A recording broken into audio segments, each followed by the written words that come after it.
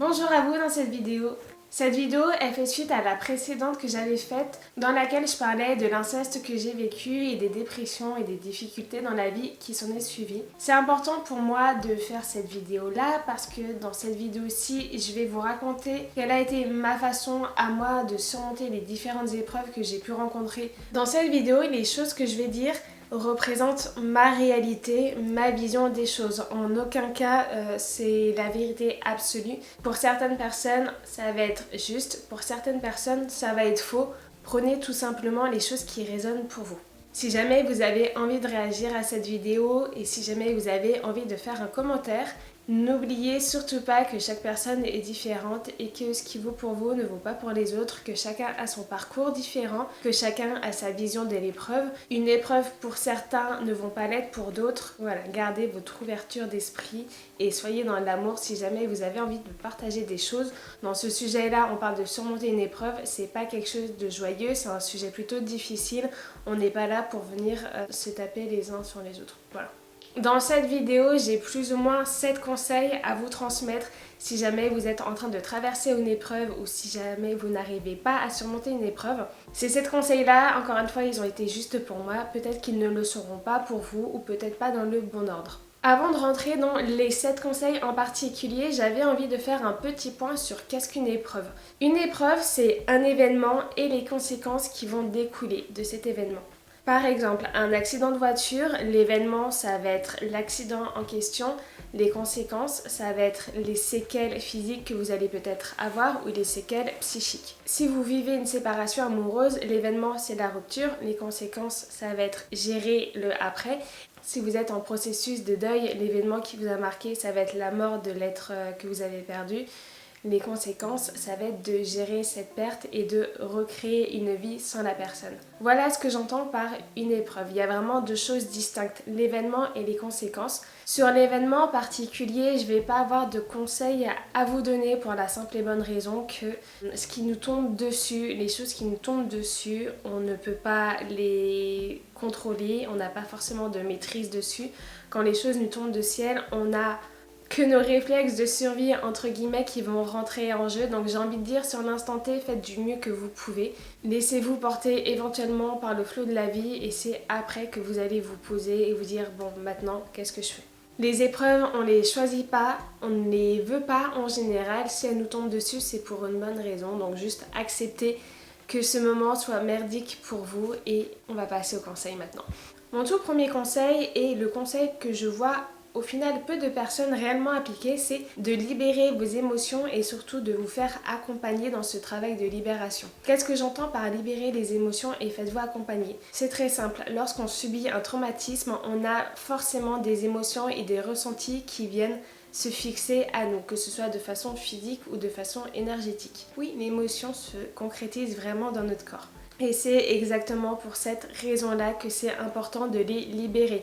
Une émotion qui va rester enfouie, une émotion qui ne va pas être autorisée à être vécue ou à être expérimentée, c'est une émotion qui va se stocker quelque part dans votre corps et qui va vous demander beaucoup d'énergie pour ce stockage tout en la gardant cachée dans un endroit dans lequel on ne peut pas la voir. De plus, à long terme, les émotions ont vraiment un impact physique sur votre santé et si vous ne travaillez pas dessus, vous risquez à long terme de déclencher des maladies, voire des maladies graves. D'où l'importance, que ce soit que vous viviez une épreuve ou pas, de toujours travailler et évacuer vos émotions. Donc épreuve ou pas épreuve, si vous vivez des émotions négatives, c'est très important de les évacuer en parlant, en faisant du sport ou en ayant une alimentation qui permet de nettoyer un petit peu l'intérieur de notre corps. Mais c'est pas du tout le sujet du jour. La deuxième raison pour laquelle vous devez vous faire accompagner, c'est lorsqu'on vit des choses, il va se passer des process internes en nous que l'on ne va pas comprendre, que l'on ne va pas maîtriser ou parfois que l'on ne va même pas voir. D'où l'importance de travailler avec un professionnel de la santé à ce niveau-là. Les amis, c'est bien, mais c'est pas suffisant. Un ami n'est pas un professionnel de la santé.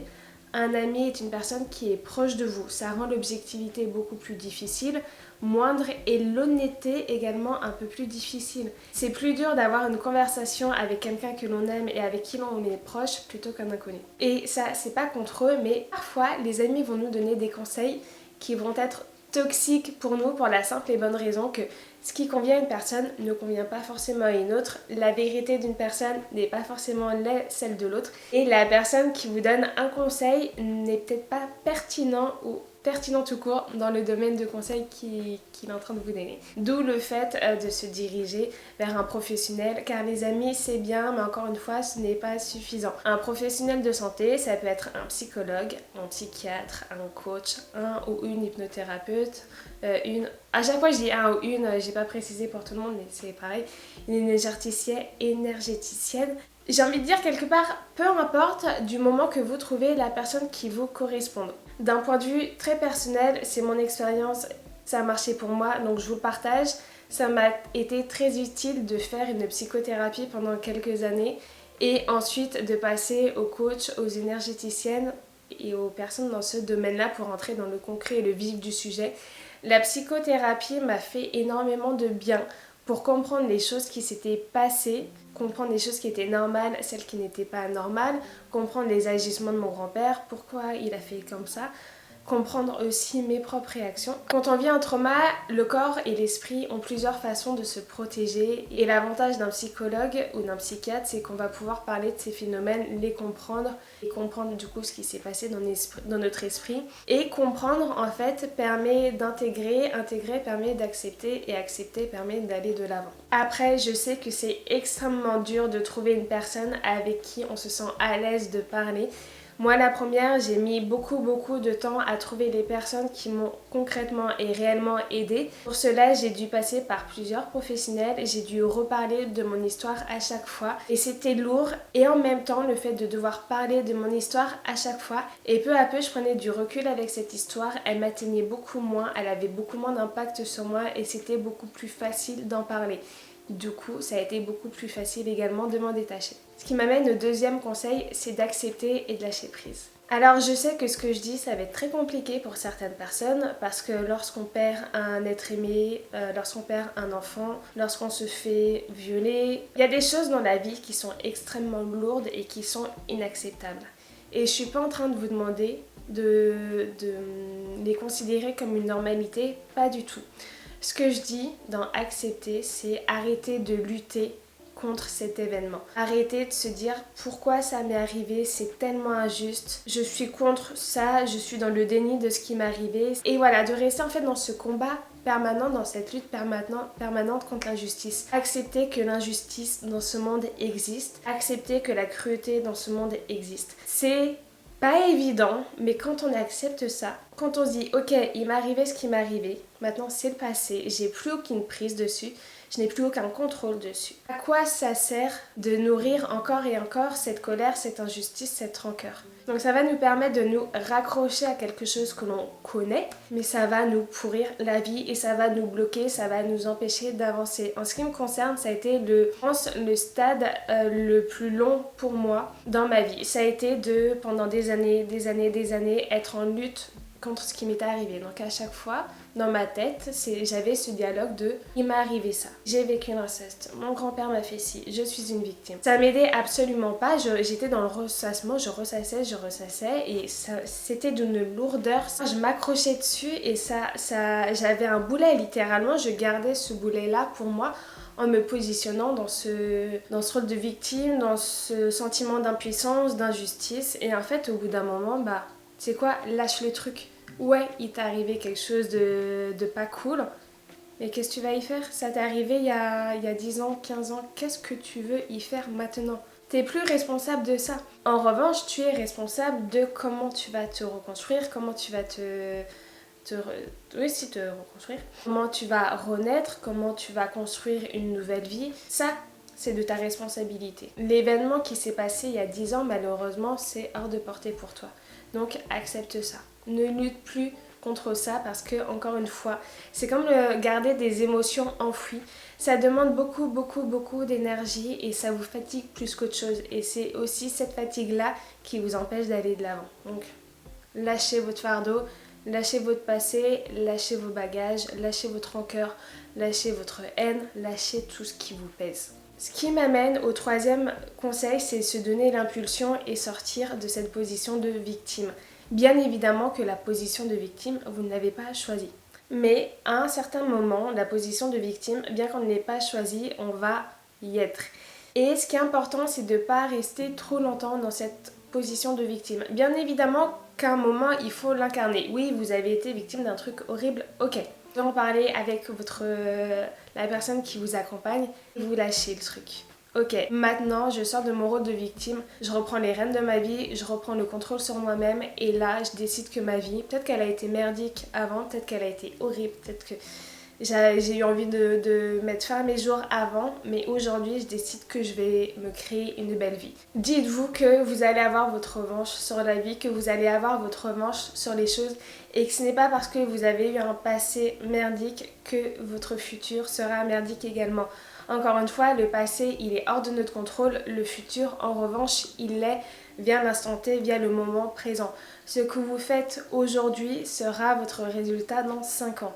Donc si aujourd'hui vous êtes en train de broyer de noir, de vous victimiser, de rester dans cette inaction, vous posez les pierres pour votre état dans 5 ans. A l'inverse, si aujourd'hui vous avez décidé de vous reprendre en main, et dans 5 ans, vous pouvez être sûr que vous irez mieux qu'aujourd'hui. Alors oui, dans 5 ans, ça paraît peut-être long, mais n'oubliez pas que si l'arrivée est un but, effectivement, le chemin, il est tout aussi important que l'arrivée. Sans le chemin, vous n'allez jamais apprécier, savourer l'arrivée. Je vais passer à mon 4e conseil, c'est avoir le bon regard sur ce qui vous est arrivé et en tirer des enseignements, en tirer des leçons. Je vais faire un petit disclaimer pour ce conseil-là. Ce que je vais exprimer, je le rappelle encore une fois, mais c'est important, c'est ma vérité. C'est ma vision des choses, c'est mes croyances pour le coup. Je vais parler de spiritualité, je vais parler d'univers, je vais parler de choses avec beaucoup de recul, je vais parler de l'âme. Je comprends totalement que pour certaines personnes, ça va être compliqué d'entendre ce que je vais dire ou tout simplement, certaines personnes vont être en rejet, en refus de cette idée. C'est ok, soit vous passez au conseil suivant, soit vous quittez la vidéo, soit vous êtes curieux, intelligent et ouvert d'esprit et vous vous dites je vais écouter ce qu'elle a à dire pour voir comment ça peut se transposer sur ma vie et voir s'il n'y a pas des choses qui vont être mises en lumière et qui vont pouvoir m'apporter quelque chose. Vous faites le bon choix. Mais gardez en tête que je n'affirme pas que ce que je dis est une vérité, c'est seulement ma vérité. Donc pour ce conseil-là, je vous invite vraiment à prendre beaucoup de recul sur vous, votre vie et ce qui vous est arrivé. Et essayez de voir la photo dans son ensemble large et pas juste le personnage, pas juste sur vous. Qu'est-ce que je veux dire par là? C'est que parfois quand on regarde un événement, juste en se concentrant sur l'événement, il n'a qu'un sens. Et très souvent c'est ce qui arrive, les choses n'ont pas de sens. Cependant quand on prend un petit peu de recul et qu'on ouvre un petit peu son esprit, on peut parfois observer certaines choses intéressantes. Ça va être difficile de parler pour tout le monde, donc encore une fois je vais en revenir à mon histoire et à ma vision des choses. D'abord, il y a plusieurs raisons pour lesquelles les choses nous arrivent. En fonction des personnes, ces raisons vont être différentes. Dans l'ensemble, les choses qui nous arrivent sur notre chemin sont là pour nous faire grandir, nous renforcer. Tout ce qui nous arrive est posé sur notre chemin pour nous faire grandir. Nous faire grandir d'un point de vue de l'âme. L'âme vient expérimenter des épreuves sur Terre dans le but d'en ressortir grandi et d'évoluer. C'est pour ça que je vous dis, prenez beaucoup de recul et sortez de votre personnage pour analyser la situation. Est-ce que vous vivez les choses que vous vivez parce que c'est votre karma, parce que vous avez fait du mal à d'autres personnes dans d'autres anciennes vies, donc vous venez payer le prix? Est-ce que votre âme est venue apprendre une leçon de vie sur cette terre? C'est ça que vous êtes en train d'expérimenter? J'en sais rien. Je n'en sais rien. Il n'y a que vous qui pouvez le savoir. Ce que je peux dire néanmoins, encore une fois, de ma vision des choses, je pense qu'il y a des épreuves qui nous arrivent tôt dans la vie et qui sont sur notre chemin parce qu'elles vont nous apporter des grandes forces, des grandes qualités qui vont nous permettre d'arriver à un certain niveau dans la vie. Et que pour atteindre ce niveau-là dans la vie, on est obligé d'en passer par là. C'est en tout cas ce que je crois fortement pour l'inceste. C'est la façon dont j'explique pourquoi il m'est arrivé ce qui m'est arrivé. Parce qu'aujourd'hui, sans cette épreuve-là, je ne serais pas en train de vous parler face cam, je n'aurais sûrement pas cette ouverture d'esprit, cette sensibilité, cette empathie. Il y a plein de choses, de qualités et de force en moi que je ne posséderais pas s'il ne m'était pas arrivé cela. Donc en ce qui me concerne, je suis reconnaissante que cette épreuve ait été sur mon chemin parce que ça va me permettre d'atteindre des buts que je n'aurais pas pu atteindre si je n'avais pas vécu ces choses-là, pour la simple et bonne raison que je n'aurais pas eu en moi les ressources pour les atteindre. Parfois, on va vivre certaines épreuves beaucoup plus tard, à l'âge adulte. Ma vision des choses, c'est que c'est tout simplement un événement là qui va nous faire grandir, qui va nous ouvrir l'esprit. Peut-être qu'avant de vivre certaines choses, vous étiez fermé d'esprit ou vous aviez un certain regard sur les choses et qu'après avoir vécu un événement particulier, votre regard a changé. Ça peut être cette raison-là pour laquelle vous avez vécu ce qui vous est arrivé. Ça peut aussi être un moyen pour la vie de vous remettre sur notre chemin de vie. Je pense vraiment que les choses sont écrites, que l'on a un destin, mais je crois également dans le libre arbitre. Et je pense que l'on n'est pas obligé de suivre exactement tout notre chemin précis. En revanche, je pense qu'il y a quand même des choses que l'on est censé vivre. Et quand on s'en écarte un petit peu trop, je pense que la vie, de la meilleure façon qu'elle a d'agir, nous fait revenir sur notre chemin, notamment par les épreuves, notamment par les accidents. Pour moi, la maladie ne fait pas partie de ces leçons-là. Pour moi, la maladie advient lorsque il y a des choses émotionnellement parlant qui sont enfuies en nous ou qu'il y a eu du travail psychique, psychologique qui n'a pas été fait. Pour être transparente avec vous, je ne crois pas vraiment en la maladie qui tombe du ciel comme ça par hasard. Pour moi, il y a toujours une cause à tout. Ça peut être votre alimentation, ça peut être votre psyché, ça peut être plein de choses. Encore une fois, l'humain est très complexe, mais je ne crois vraiment pas qu'on tombe malade comme ça sans vraie raison. Mais la maladie ne fait pas partie du sujet, de ce type de sujet-là. La maladie, c'est vraiment un autre sujet à part. J'en parlerai, je pense, dans beaucoup de vidéos, mais dans beaucoup plus longtemps. Parenthèse, actuellement, je suis en train de me former justement sur les neurosciences et comment les émotions ont un impact sur notre santé physique. Donc je parlerai de tout ça, mais une fois que j'aurai bien toutes les connaissances, pour ne pas dire de bullshit. Voilà, fin de la parenthèse.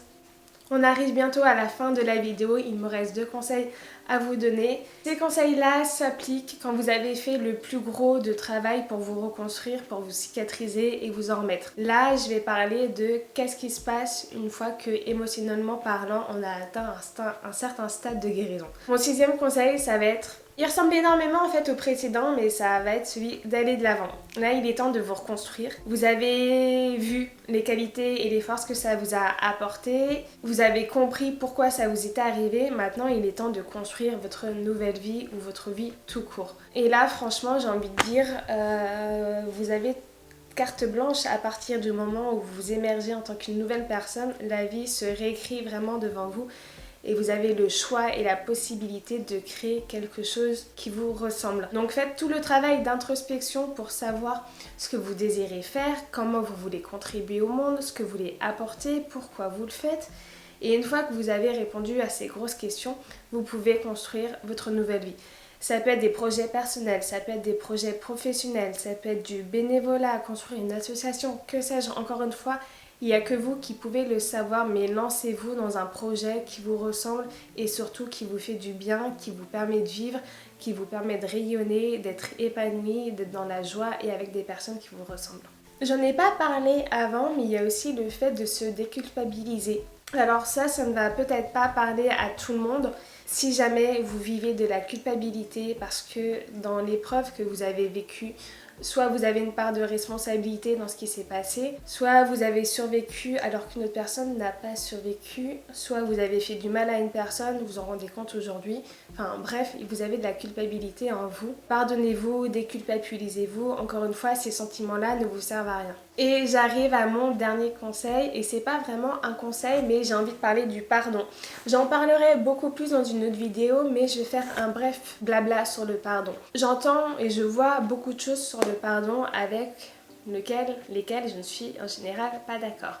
Il y a beaucoup de personnes qui vont dire pour aller bien tu dois pardonner, il faut que tu pardonnes pour avancer, ceci, cela. Je suis pas du tout d'accord. Oubliez le pardon tant que vous n'êtes pas prête à le faire. Ne vous mettez pas de pression parce qu'on vous dit que tu dois pardonner. Ne vous dites pas oh là là, faut que je lui pardonne, mais j'y arrive pas, comment je pourrais pardonner ce qu'il m'a fait, il m'a tellement blessé et en plus je dois le pardonner. Ça active encore plus de colère et d'injustice en vous, donc ne faites pas ça. De mon point de vue, le pardon, il arrive de façon naturelle par lui-même et un jour vous allez vous dire en fait cette personne, je l'ai pardonnée. Parce que au final, ce qu'elle m'a fait, ça m'a apporté ça. J'ai développé telle force, j'ai pu me construire telle vie, j'ai atteint ce but. Donc au final, ce qu'il m'a fait, quelque part, c'était une bénédiction. Je lui... merci pour ce que tu m'as fait.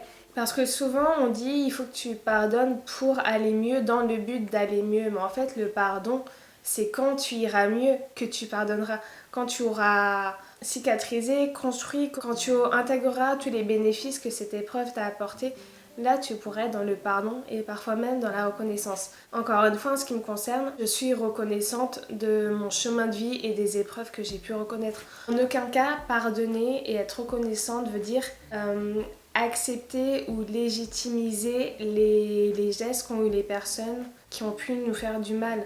En aucun cas, ça veut dire je suis d'accord avec ce que tu as fait, tu avais raison, c'est moral. Non, pas du tout. Pardonner veut dire qu'on accepte ce qui nous est arrivé, qu'on a lâché prise dessus et qu'on en a tiré le positif. Ça veut pas dire qu'on va reparler à la personne, qu'on va la revoir, qu'on va avoir la même relation qu'avant, qu'on lui souhaite du bien, pas du tout. Bon, après, si vous souhaitez beaucoup de mal à la personne, c'est que vous n'êtes pas encore dans le pardon et qu'il y a encore de la colère, de l'injustice, du ressentiment qui doit être évacué et c'est ok, parfois ça prend du temps. Quand on a vécu des choses très graves ou qu'on a été énormément blessé, c'est tout à fait normal de ne pas pardonner en 2-3 ans et parfois ça peut prendre des décennies, peu moment que vous vous respectez vous-même et que vous n'allez pas trop vite. Vraiment pour moi la pleine guérison elle est atteinte lorsqu'on a compris pourquoi ce qui nous arrivait était sur notre chemin. Et vous savez également que vous êtes dans le pardon quand on vous parle de cette personne ou de cet événement-là, ça ne vous déclenche plus, ça ne vous fait plus rien. Tout le monde n'arrive pas au stade du plein pardon dans sa vie et ma foi, c'est pas très grave, au moins vous avez expérimenté quand même certaines choses. Il y a quelque chose aussi que j'ai envie de dire à propos du pardon et de pardonner l'autre, c'est de ne pas oublier que chaque bourreau est avant tout une victime. Personne, si. Il y a des psychopathes, il y a des sociopathes, il y a des personnes qui ont des maladies mentales qui font que naturellement ils ont envie de faire du mal à l'autre. Ce sont des personnes très particulières et si vous tombez sur eux, bonne chance à vous, bon courage. Mais de façon générale, les 3/4 des gens que vous allez rencontrer dans votre vie sont des personnes saines, mais qui ont elles-mêmes leurs propres blessures, leurs propres cicatrices, leurs propres démons. Et elles peuvent effectivement vous faire du mal de façon volontaire ou involontaire. Mais gardez en tête qu'en général, lorsqu'une personne fait du mal à autrui, c'est avant tout une personne qui est elle-même mal, c'est une personne qui est dans son désamour à elle, c'est une personne qui est dans la colère et qui a sûrement vécu des choses pas très cool dans sa vie. C'est comme ça qu'elle a grandi, c'est comme ça qu'elle s'est construite et peut-être que pour elle, lorsqu'on est en colère, c'est normal de réagir de cette façon-là ou peut-être qu'elle n'a pas d'autre choix entre guillemets que de réagir de cette façon-là parce que petite, elle n'a eu comme exemple que ce type de comportement. Et essayez, c'est dur ce que je dis, je sais, mais essayez de garder par rapport à l'autre un certain regard empathique sur la personne. Mon grand-père, désolée je parle beaucoup de lui, mais c'est lui qui m'a fait beaucoup de mal et pour autant j'ai beaucoup de peine pour cette personne qui au final n'est que le reflet de ce qu'elle a vécu. Elle n'a pas une vie facile, elle a une vie plutôt dure. Cette personne-là n'a pas beaucoup connu l'amour si elle l'a connu un jour, est-ce que je pense pas. Ce qui me donne en fait cette peine pour lui. Je suis désolée qu'il ait vécu cette vie-là. Je suis désolée pour lui qu'il en soit arrivé à ce stade-là. Chacun sa vie, chacun ses traumas, chacun son chemin de vie. Chacun ses leçons. Le monde et toutes les personnalités qui le peuplent, on fait tous partie de la même photo, on vient tous apprendre ici. Et si certaines personnes ne nous font pas du mal, on ne peut pas apprendre. Si nous, on ne va pas faire du mal à autrui, on ne peut pas non plus apprendre là. Donc là, c'est un petit peu en dehors du sujet de la vidéo. C'est une façon de vous rappeler que dans la vie, personne n'est méchant, personne n'est gentil. C'est que des nuances de gris. Certaines sont plus foncées, d'autres plus claires. Mais gardez en tête que personne n'est parfait. Chacun fait de son mieux et ça, pour le coup, je le mets quand même entre guillemets. parce que je suis pas toujours sûre que les gens fassent toujours de leur mieux. Mais en tout cas, ils font du mieux avec les ressources et la connaissance dont ils disposent à l'instant T. Sur ce, je vais arrêter de parler. J'espère que la vidéo n'a pas été trop longue. Je sais que le temps d'attention en 2022 est assez réduit grâce aux réseaux sociaux. Merci. Cela dit, ça a été un plaisir de faire cette vidéo. Je suis contente d'avoir enfin pu la faire et de partager ce point de vue là que j'ai sur les épreuves et partager encore un petit peu plus de mon histoire. Je me dis que si certaines choses ont marché pour moi, ça peut aussi marcher peut-être pour vous. En tout cas, je l'espère. J'espère aussi que même si vous n'avez pas été d'accord avec tout ce que j'ai dit, certaines choses ont pu vous lancer certaines réflexions. Dans tous les cas, n'hésitez pas à partager avec moi vos points de vue, vos expériences, ou si jamais vous avez d'autres conseils ou si j'ai oublié de dire des choses, n'hésitez pas à les mettre en commentaire ou à me les envoyer quand on discute. Je suis beaucoup dans le partage et l'échange, donc vraiment n'hésitez pas. Et sur ce, je vous dis à bientôt dans la prochaine vidéo qui, je pense, ne va pas arriver tout de suite parce que là je suis en plein dans les cours et les livres et très clairement ça va me demander beaucoup de temps, d'énergie. Bref, je ferai d'autres vidéos mais pas dans l'instant T. Voilà, je joue une dernière fois avec mes cheveux et j'en profite pour vous dire au revoir, à bientôt et bonne année!